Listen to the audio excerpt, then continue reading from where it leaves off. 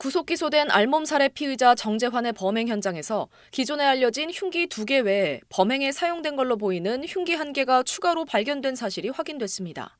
검찰 등에 따르면 사건 당일 정재환은 모두 3개의 흉기를 사용한 걸로 조사됐습니다. 추가로 확인된 흉기는 피해자가 쓰러져 있던 거실 바닥 머리맡에서 혈흔이 묻은 채 발견된 총 길이 약 26cm의 흉기로 검찰은 이를 범행 증거로 인정해 물증으로 확보했습니다. 범행 경위도 보다 구체적으로 드러났습니다. 정재환은 사건 현장에 함께 있던 다른 친구를 폭행하던 중 이를 말리던 피해자에게 격분해 흉기를 휘두른 걸로 조사됐습니다. 검찰은 정재환이 자신을 제지하려던 피해자를 무차별적으로 공격했고 피해자가 이미 저항 능력을 상실한 이후에도 계속 흉기를 휘두르는 등 잔혹하게 범행한 사실을 확인했다고 밝혔습니다. 피해자는 목과 어깨, 등, 복부 등 3, 40여 곳을 흉기에 찔렸으며 직접적인 사인은 다발성 손상에 따른 과다출혈인 걸로 조사됐습니다. 또 정재환은 범행 직후 바닥에 고인 혈흔을 자신의 휴대전화로 촬영했던 걸로 파악됐습니다. 검찰은 어제 정재환을 살인과 상해 혐의로 구속 기소했습니다. 정재환은 지난 4일 함께 술을 마시던 피해자를 흉기로 수십 차례 찔러 살해하고 현장에 있던 또 다른 친구를 폭행해 상해를 입힌 혐의를 받고 있습니다. SBS 김민정입니다. 경북 경산에서 중학교 동창을 잔혹하게 살해한 이른바 알몸 살해 피의자 24살 정재환이 사건 직후 고가의 명품 시계를 챙기려 한 걸로 드러났습니다. 지난 4일 새벽 숨지기 전 피해자의 연락을 받고 현장에 가장 먼저 도착했던 친구 등에 따르면 정재환은 사건 직후 알몸 상태로 아파트 인근을 배회하다 집으로 돌아온 뒤 4시 40분쯤 사건 현장에 와 있던 친구들과 마주쳤습니다.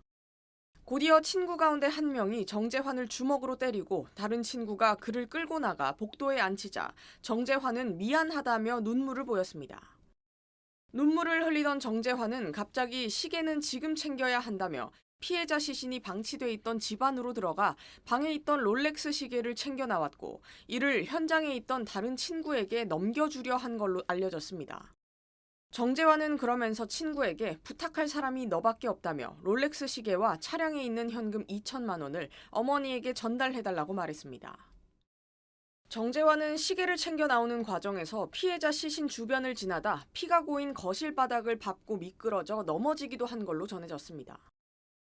해당 친구에 따르면 이후 경찰이 출동해 정재환을 제압하는 과정에서 경황이 없어 건네받은 시계를 복도 바닥에 던졌던 것 같다고 말했는데 사건 발생 며칠 후 정재환의 모친이 직접 이 친구에게 전화를 해 롤렉스 시계가 어디 갔느냐, 어디 숨겨놨다면 팔 수 있었을 텐데라고 말하기까지 한 걸로 전해졌습니다.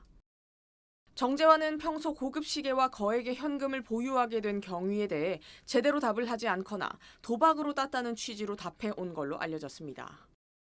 검찰은 정재환에 대한 추가 조사를 마친 뒤 중학교 동창을 잔혹하게 살해하고 시신을 훼손하려 한 혐의로 구속 기소할 방침입니다. SBS 이현영입니다.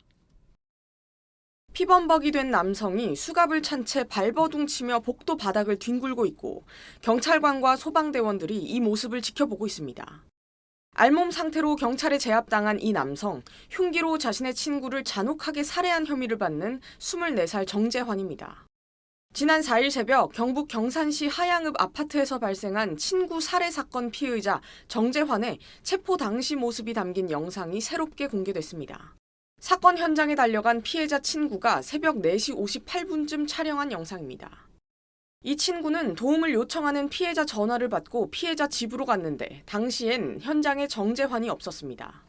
5분쯤 뒤 범행 현장으로 돌아온 정재환은 친구들을 보고 당황한 기색을 보였고 친구들이 출동한 경찰을 향해 이 사람이 범인인데 왜 체포하지 않느냐며 화를 내고서야 4시 57분쯤 정재환에 대한 제압이 이루어졌다는 겁니다.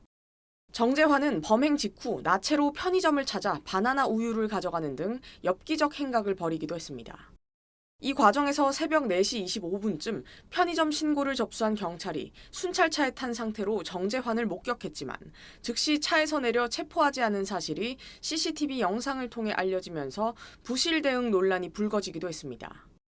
정재환은 마약 간이 검사에선 음성 판정을 받았는데 범행 사실에 대해 경찰 조사에서 술을 먹어서 기억이 나지 않는다고 진술한 걸로 알려졌습니다.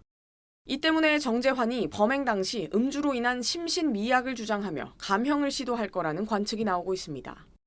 정재환은 지난 4일 새벽 함께 술을 마시던 피해자의 얼굴을 물어뜯고 흉기로 여러 차례 찔러 살해한 뒤 시신을 훼손하려 한 혐의를 받고 있습니다.